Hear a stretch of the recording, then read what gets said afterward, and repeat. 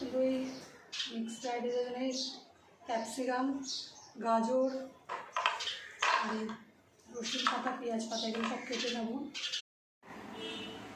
আদা আর রসুনটা বেটে নেব। আদা রসুনটা বাটা হয়ে গেছে, এটাকে এবার তুলে নেব। দই মাখিয়ে রেখেছিলাম, দিয়ে দেবো একটুখানি আদা রসুন বাটা, নুন আর পরিমাণ মতন অ্যারারুট, এগুলো দিয়ে এগুলো সব কটাকে মাখিয়ে নেব। একটা ডিমও ফাটিয়ে দিয়ে দেবো। ডিমটা দিয়ে মাখিয়ে 30 মিনিট রেখে দেবো।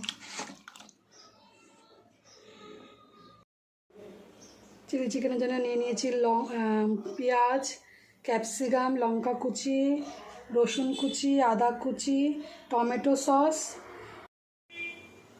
তেলটা গরম হয়ে গেছে, চিকেনগুলো ভেজে নেব।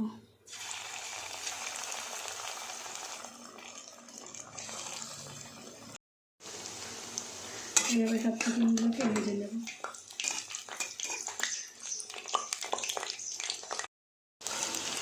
চিকেনগুলো ভাজা হয়ে গেছে, এগুলোকে তুলে নেব।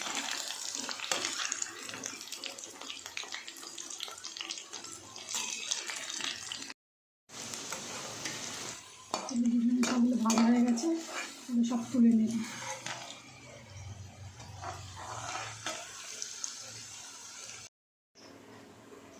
ওই তেলের মধ্যে দিয়ে দেবো আদা, রসুন কুচি, লঙ্কা কুচি, এগুলো ভাজা ভাজা হয়ে গেছে, দিয়ে দেবো মতো পরিমাণ মতো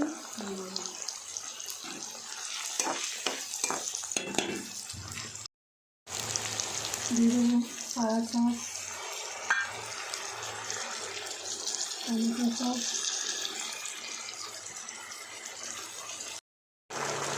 দিয়ে দেবো পরিমাণ মতো চিনি,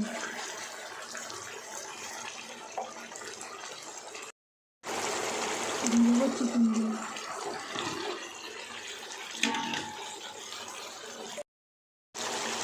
দিয়ে দেবো অ্যারারুট জলটা।